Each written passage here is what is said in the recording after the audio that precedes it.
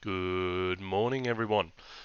Welcome to the Twilight Network, a show where we go through all of the deep lore, or such deep lore as there is, of Chronicles of Darkness. We do character building, we do homebrew, we do a little bit of everything. Coming to you from uh, Palawa Land here in Lutruwita, Tasmania. Always was, always will be, all that jazz. Thank you very much for joining us.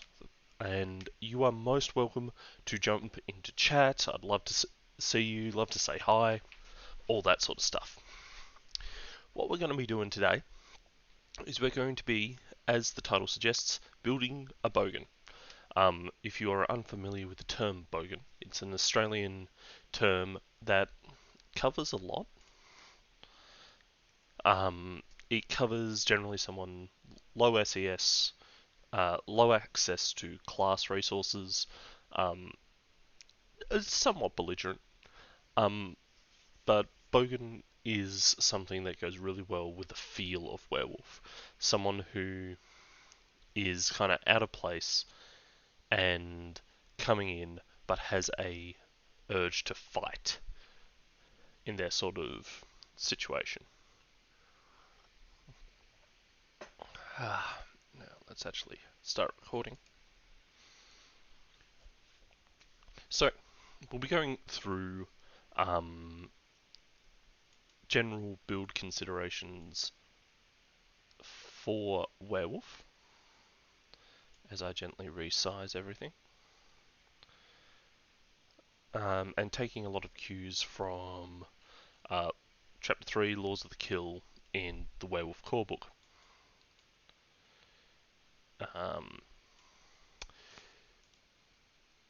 Werewolf does a really good job of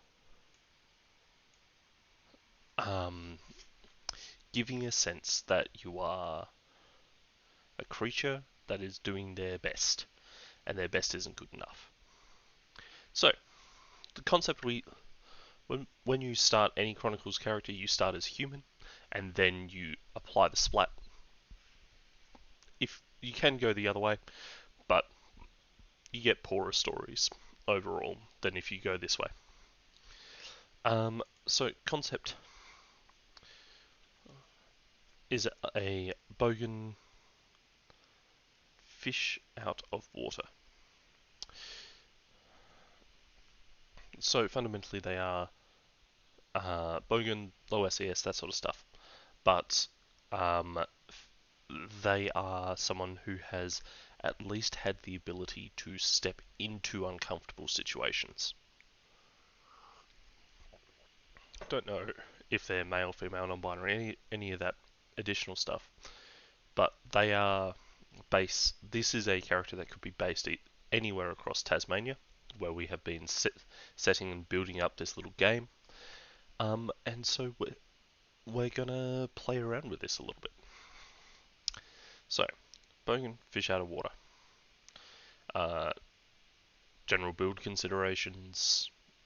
You have categories, which are the columns of attributes, and you have 5 dots to distribute amongst your primary, 4 amongst your secondary, and 3 amongst your tertiary.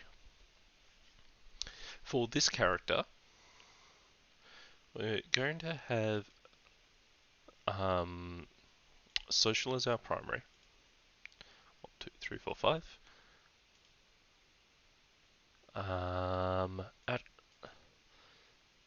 Yeah. Physical as our secondary. Now, the real question is, how much do they drink, or did they do boxing as a kid? Drink or box? Drink or box?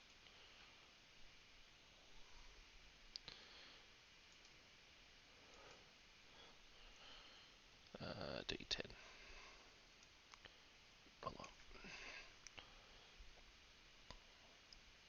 Odds. Boxer evens strength, and we rolled a 4. So they do a lot of drinking in their downtime. Average across their mental stats. it is a common misunderstanding that um, poorer folk are stupid or anything like that. It's more accurate to say that they don't have an, a cultural emphasis to develop the skills that require them to have higher attributes. But they are generally very social people. This character in particular, fish out of water, they're used to keeping their composure, they're used to being a pleasant presence in the areas that they step into, and yeah, they're average at manipulation. Alright, skills follow a similar trajectory. You choose priority, and you go from there. Um, as we've gone through, we'll go with we'll keep a social primary focus. So this sort of person has good socialized skills, good streetwise, good subterfuge. They played, they've played drums, so they get a dot and expression. Um, they'll get a dot of animal kin. Actually, we'll give them 2 dots of animal kin. They've trained dogs before. Dot of empathy. 2, 3, 4, 5, 6, 7, 9, 10, 11.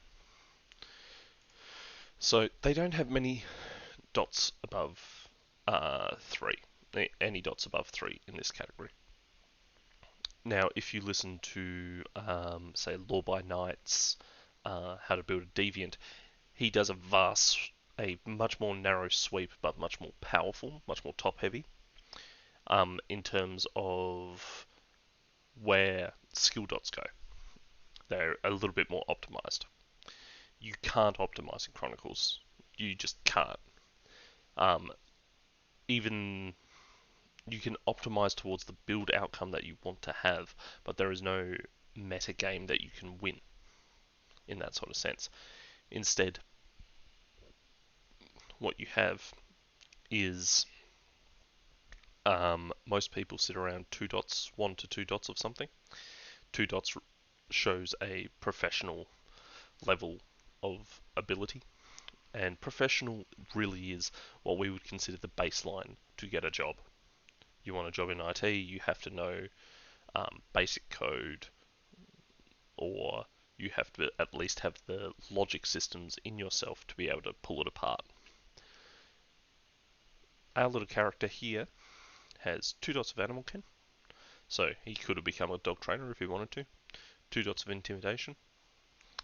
Nobody wants to fight him, and he knows how to make people scared, basically. 2 dots of socialize, and 2 dots of subterfuge. Socialize indicates he's good at just talking to people, making friends, and Hey, goth vampire dude. Sorry, I didn't see you. Yeah, 2E. And 2 dots of subterfuge indicates that he's okay at lying. Um, how you doing, goth vampire? Alright. So you get 11 dots in your primary category, 7 in your secondary. And yeah, we're just going to keep it as is. 7, 3, 4, 5, 6, 7. This is a bit more specialised because if you're in Australia, it's very rare that you get access to firearms through legal methods. Larceny. Actually, we'll take a dot out of weaponry and put it into larceny because larceny is always good to have on a character sheet. Maybe this guy's practiced picking locks or has learned how to jack a car or something like that. But let's assume that this character's around 18, 19, perfect age for a werewolf, just ripe for trauma. having a couple of dots in Brawl, maybe you got into a few fights in school, and a couple of dots of Athletics indicates, yeah, he's also a bit more focused on PE, physical education.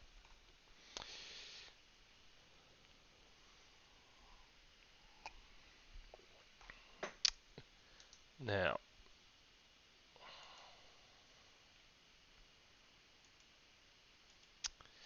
in mental skills, let's see. They have a dot in medicine to represent their combat style and their ability to patch themselves up. Dot of investigation. And a dot in crafts. We'll go 2 dots in crafts. They're a tinkerer. When they're at home, some of the stuff they like to do is they have a shed and they play around in. They do all sorts of little tinker jobs. Alright. So that's skills and attributes. Next is specialties. Specialties are just areas of specialized knowledge that you have. For example, weaponry, knives, brawl, boxing, and crafts, tinkering.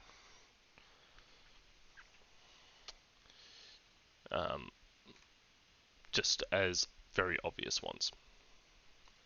Next we slap on the werewolf template. Alright, so what we're going to do, boop-a-doop-a-doo,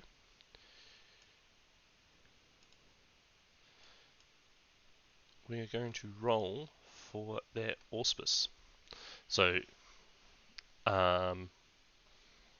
highest bands will be, so 10 and 1 will be Rahu, 9 and 2 Kahalath, 3 and 8 Eladoth, 4 and 7 Ithar, 5 and 6 Uraka. So let's give this a roll. 7. Alright. Ithar.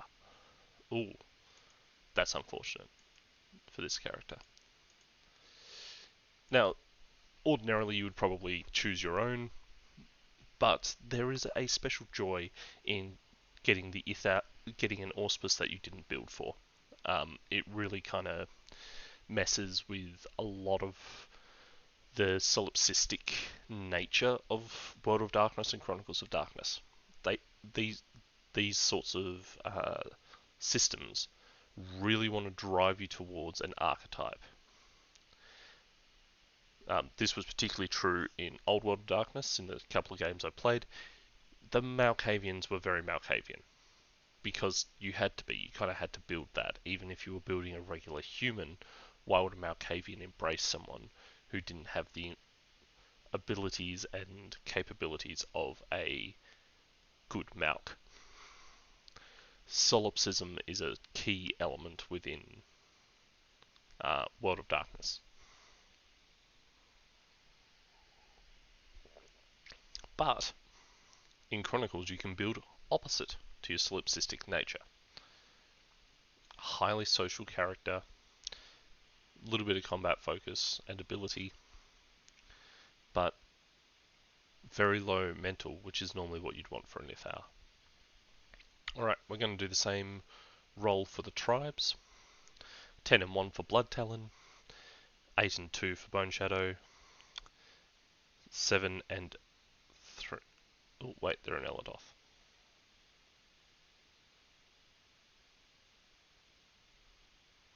No, I'm just stupid. Still early in the morning. 10 and 1 for Blood Talon, 9 and 2 for Bone Shadows, 8 and 3 for Hunters, 7 and 4 for Iron Masters, and 5 and 6 for Stormlords. Let's go. 7. So Iron Master. Ithar Iron Master. I'm actually going to jump to the book because that's not a... one I've really thought about before. Um,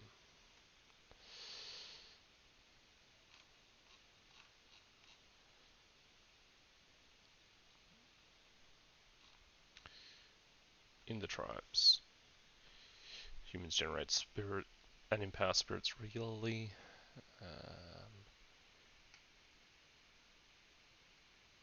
Okay. So the sort of cleanup crew that steps into the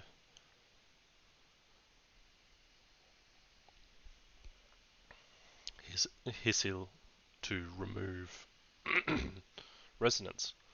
Ugh. Oh, that's neat. I like that. We'll play to that sort of archetype. This fish out of water archetype helps with that quite a lot. Alright, so because we're going Ithar, they get a dot in wisdom, renown automatically. Here we go. They also get a dot in either animal ken, medicine, or occult. I'm going to say that this character was a little superstitious in their day. That's what's wrong. There we go. A bit more light. They were surrounded by ghostly emanations, spiritual things, and their family has a tradition of their own to get the names of dead family members tattooed upon them. Because of this character has always felt a strong relationship to ancestors. She's always enjoyed being around them. She's been very flexible with her relationship to ancestors. And at first change, that made complete sense. So she gains a dot of occult. I think that's fair. Tribe, Ironmasters, a dot of cunning. And this determines some of our gifts. So moon gift, crescent moon, 1 dot. She also gets access to knowledge, shaping, technology. Um, cool, cool, cool. Actually, just double check here. If we also get elemental on top of it.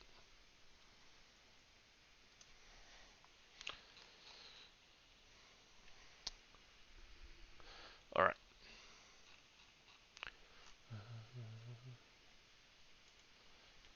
So next comes Blood and Bone. Blood and Bone are... Actually, next comes final dot of Renown. You get 3 dots if you're part of a tribe, 2 if you're a ghost wolf. This represents your connection to spiritual concepts and spiritual actions. Joining the Iron Masters represents cunning. You had to be smart, or at least quick-witted to get in. Or, maybe in this character's case, wasn't quick-witted but quick-tongued. Wisdom shows a basic understanding of life, of understanding the ecology of the spirit world, which is what Ithar are most well known for.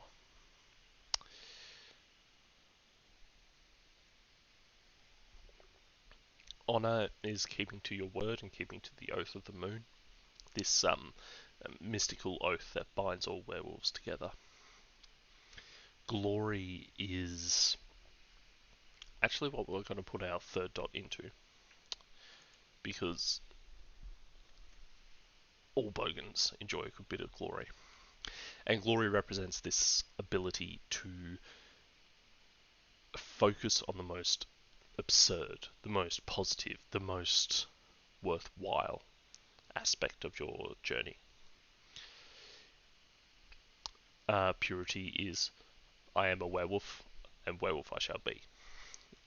You are who you are. Alright, Blood and Bone. Blood is who you are on the hunt. Who's this character on the hunt? Are they the leader? The lancer? A weapon of destruction? A fox? terrorizer, or are they the good soldier that does as they're told?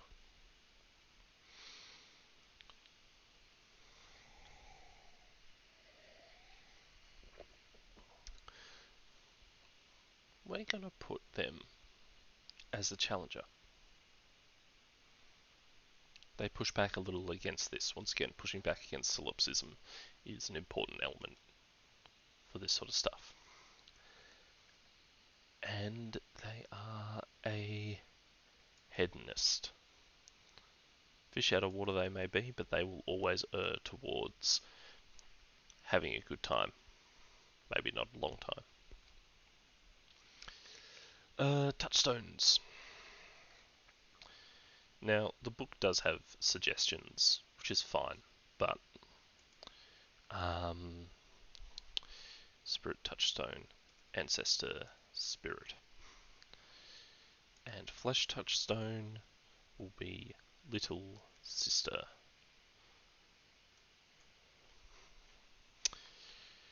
Touchstones have a great ability to be something that becomes story central.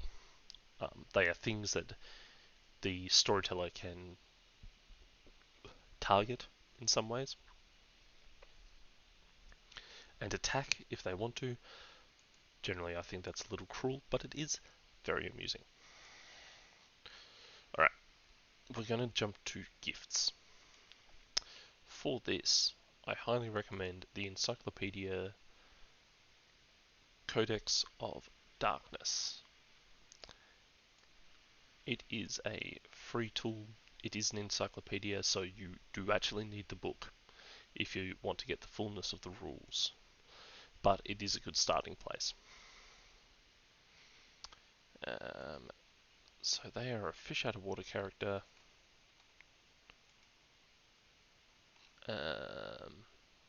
So as you can see, they do have some rules, but it's very light.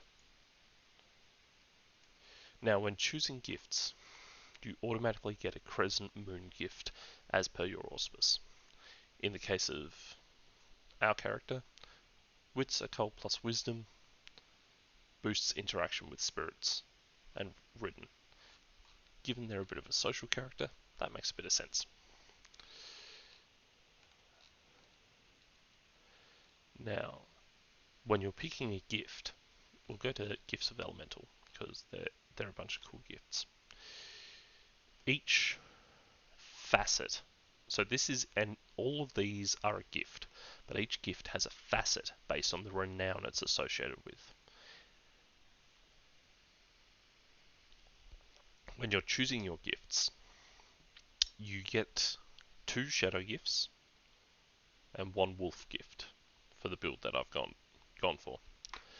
So I can pick 2 of these gifts, or I could pick 2 of these facets, or I could pick a facet from knowledge. I'm definitely going to pick a facet from shaping, just because of the crossover there, or a gift from technology.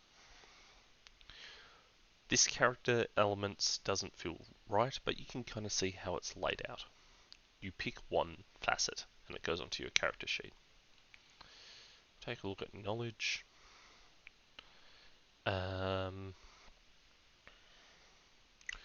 Hides an item, tells a tale that gives a bonus to a particular skill. That could be very useful, although we don't have academics. Normally when you're rolling a mundane pool, you take the negative, you take an untrained negative. However, when doing gifts, it would just roll Presence Glory, which is not a bad pool for us.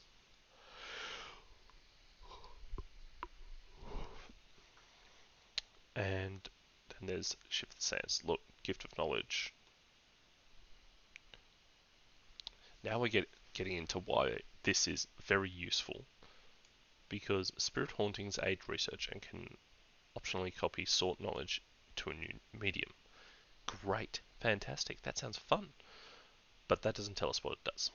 So we're looking at page 128. There it is.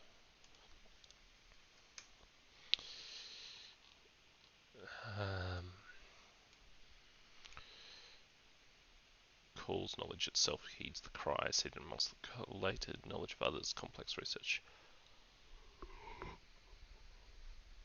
Okay, so it decreases research time.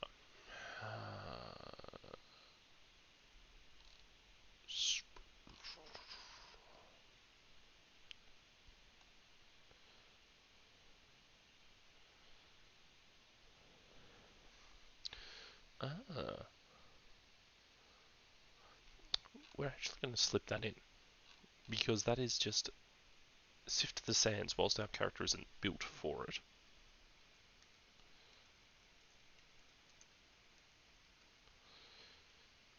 You know, it's 3 dice, as it says, and it's an extended action. So we get 3 chances to hit 10 successes. It's not going to happen, but it is a gift that we can build towards. Getting a dot in academics and a dot in intelligence enables that, and it helps us to play towards what an ith hour should do. Right. Jumping to shaping. Strength, stealth, shaping. Multi-warp, which is great. It's fantastic. Highly recommend multi-warp almost all the time. Glory to armor piercing. So AP 1 to brawl or weaponry. Or sculpt, which I've used before, and it is one of the most fantastic things.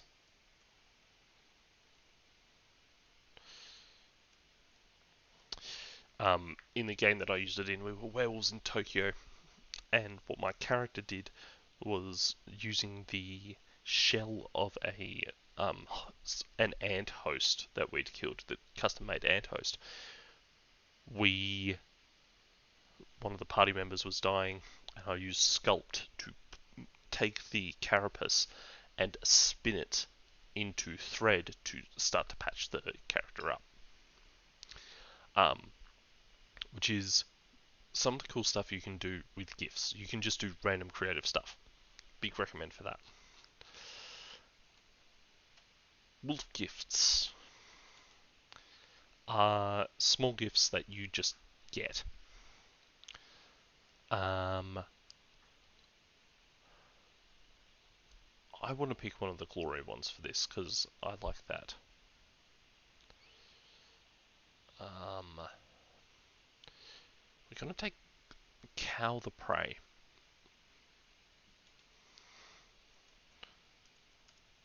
Because the Ithauer Hunter's aspect inflicts Mystified, and it is really, really good.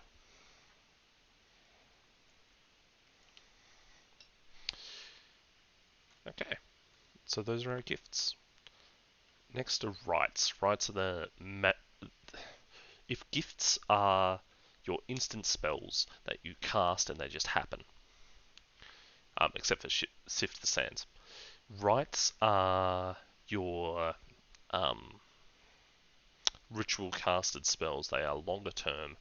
They are a bit more work, and they are intended to benefit everybody in the pack, rather than just yourself.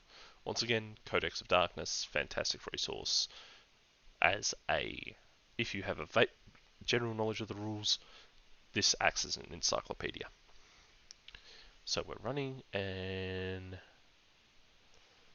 Ironmaster. At startup, you get access to 2 rights. The intention being that you take Sacred Hunt, which is the most important right. There are other rights that are good. For example, Hunting Ground, fantastic right, indicates something that is actually your territory. Sigrabot is also good if it is from Dark Eras. So if your DM lets you take it, but it's well worth it. We're going to take Sacred Hunt just because it is nice and easy.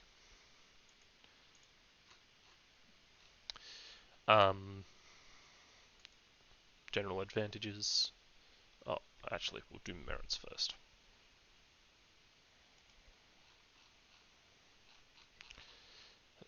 That is technically what we're supposed to do.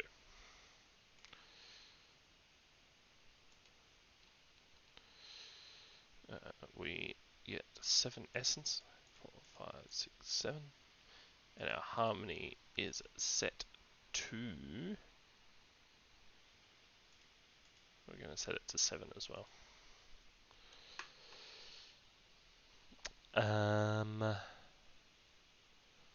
Merits. This is often the longest portion of character creation, simply because there are many merits you have access to. One of the most basic ones we're going to take is resources. We're going to take 1 dot in resources. We're going to take a dot in contacts. And we're going to take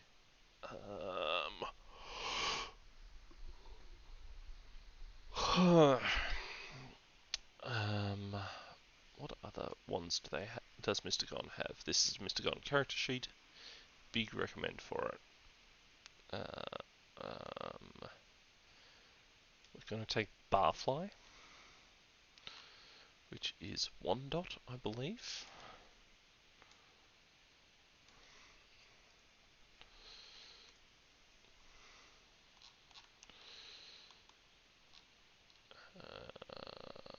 Barfly. Yep. And 1, 2, 3.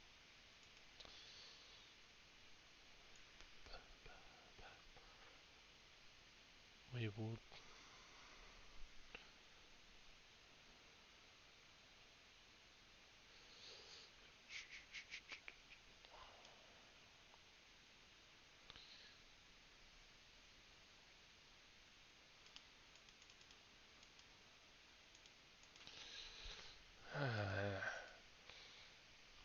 Now we get 10 dots. So I'm going to put a dot into contacts.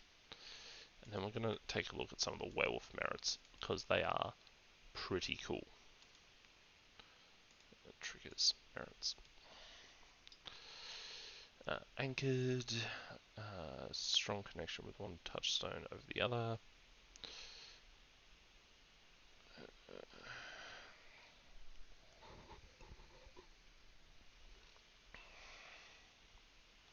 Control burn. Group tactician, dedicated locus. Dedicated locus. Alright, now we can start to build a little bit of a story, because I've just had an idea. We'll take a dot in safe place. That's a place that this character knows well.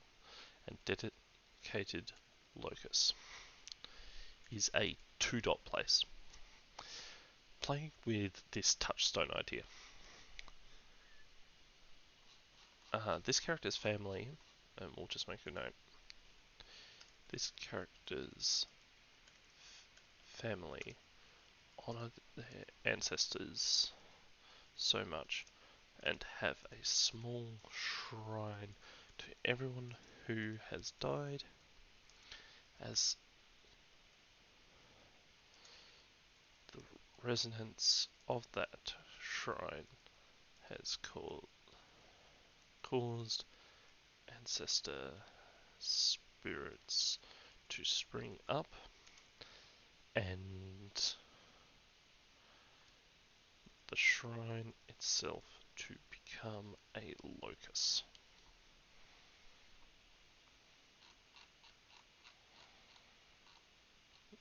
Cool. 1, 2, 3, 4, 5, 6, 7. 3 more. We don't want that one.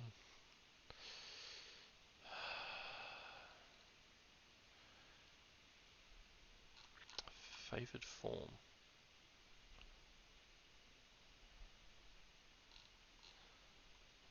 Favoured form at 1 is good.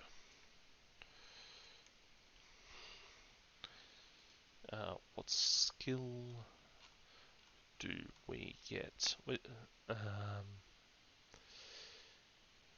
just gonna go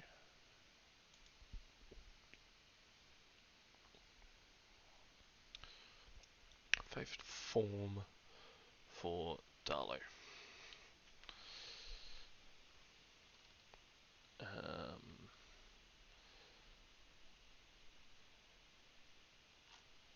Yep, physical skill.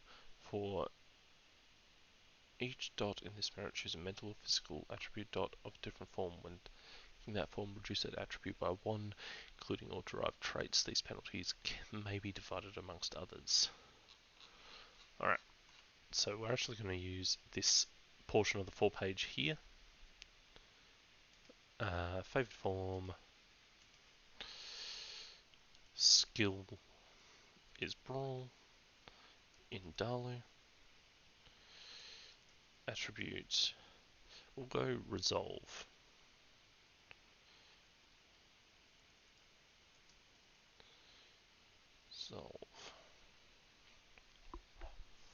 So in Darlo, this character actually suffers from having less willpower than otherwise, with the drawback of favoured form.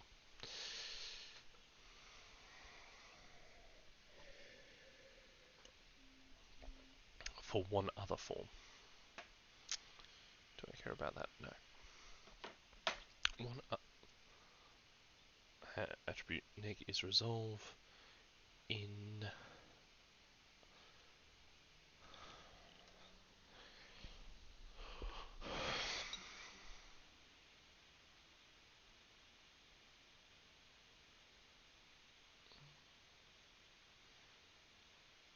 for a different form. Resolve in Urshel. So in Dalu, they get a skill bonus. They get a Resolve neg in Urshel. Cool. 5, 6, 7, 8. 2 dots. Can't take that. Can't take that.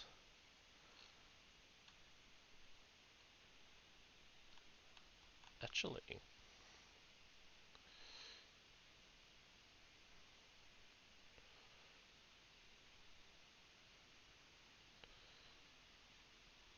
ooh.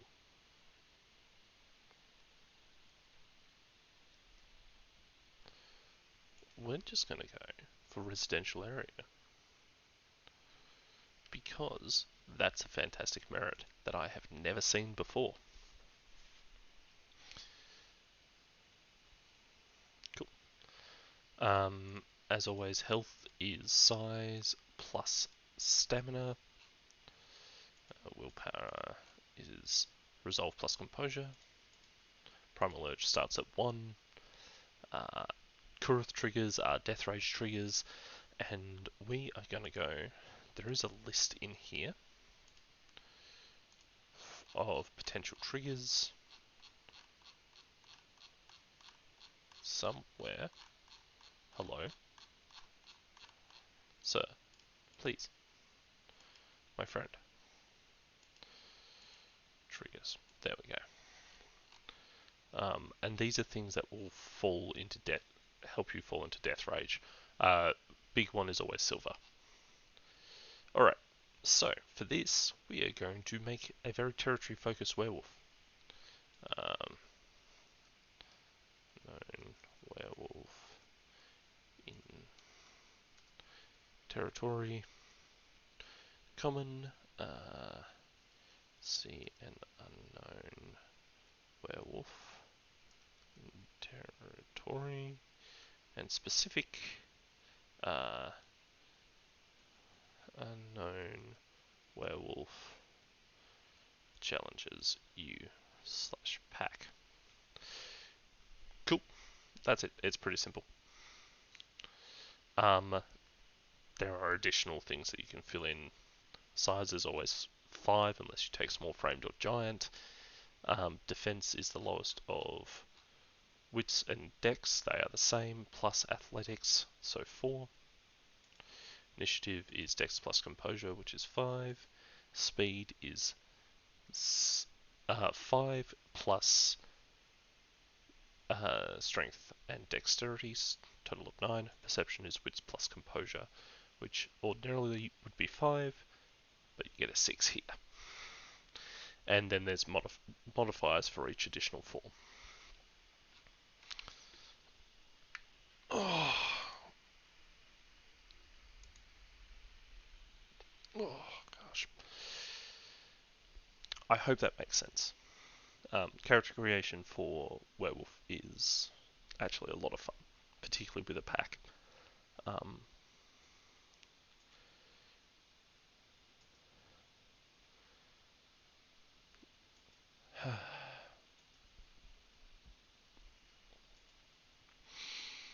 and I will keep this character.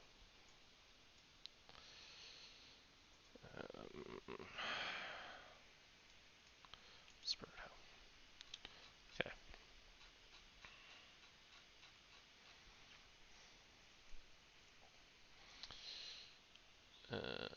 Stream files. We'll just save this character sheet, and I will keep doing a few little toy talks.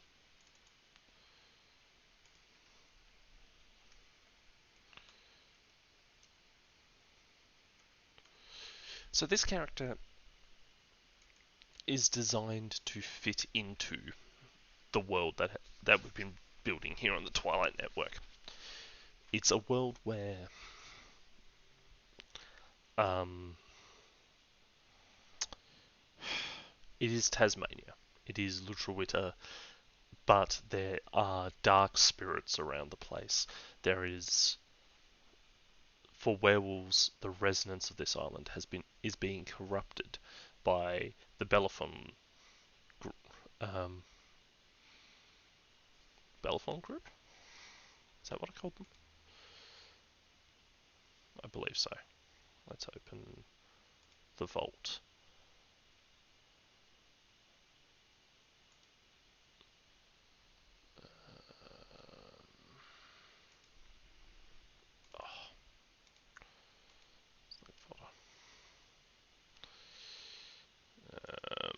Bellefonte, the Chimera cult, are those who are mutilating the spirit world. They are causing a lot of problems as they are humans who are generating spirits of kidnap, of pain, of suffering. Um, their principles are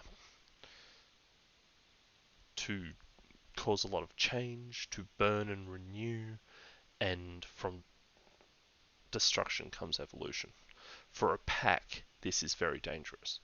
Lots of destruction, lots of change really alters the effectiveness of the pack.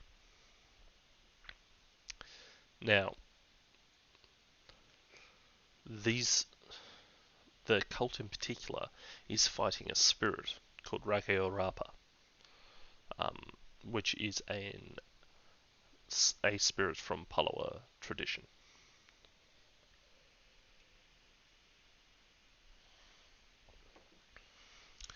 As such, this spirit of the night and the spirit of darkness that they are fighting is they are creating deviants to fight them off.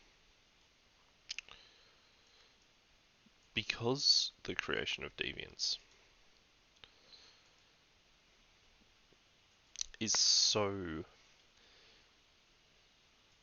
prevalent for the Chimera cult, um, and the spirit ridden in Tasmania, that can't be seen. There we go.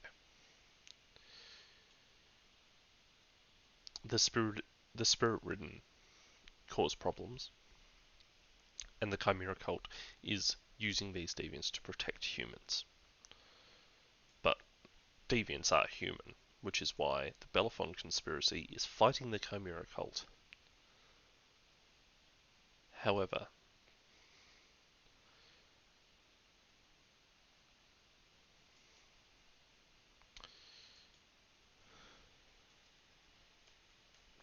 the Werewolf pack here is caught in a bind.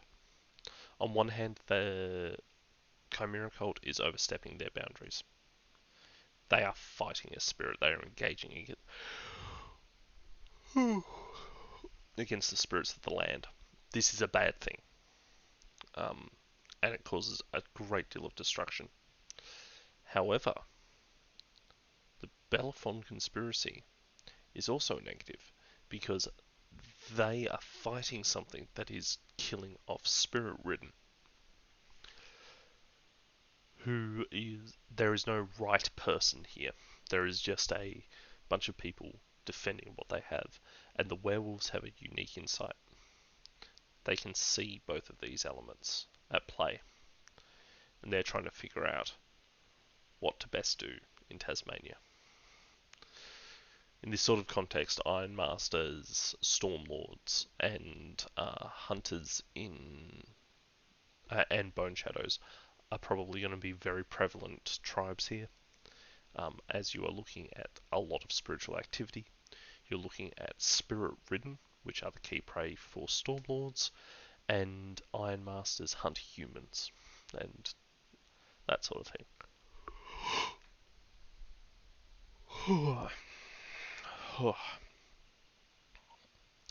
As such, the Bellefonte, the werewolf pack that this werewolf we've built is a part of, is going to be endangered by the resonance of the area, by the spirits that are around.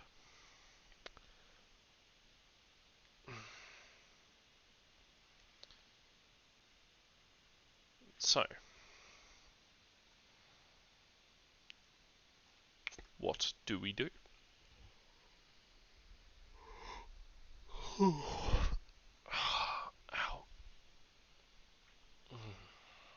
Sorry guys, it's been a rough week.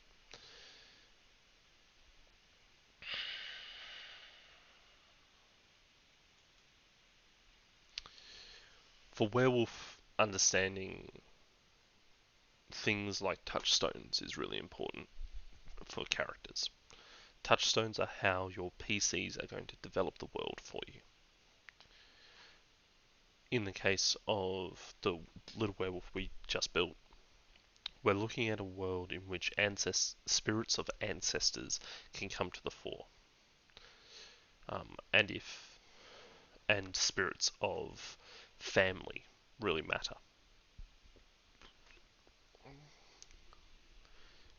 Oh, um, yeah. If there's anyone in chat and you want to ask any questions, I'm happy to answer them. But in our last 10 minutes, I'm gonna prepare to throw us over to Occultist Anonymous, who are going through and doing a Geist the Sin Eaters run through. Yes. Which looks really, really cool, gotta say.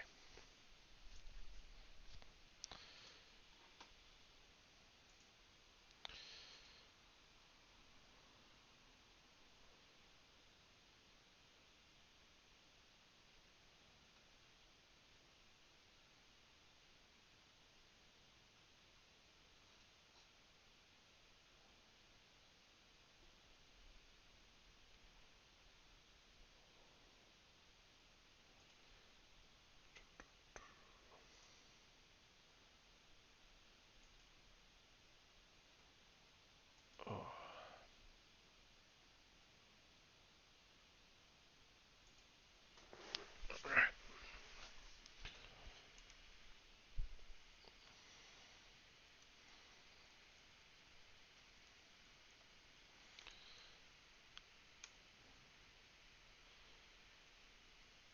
Beautiful. Alright, thank you all very much for joining me today, and I hope that you have a wonderful morning and enjoy your time. All the best.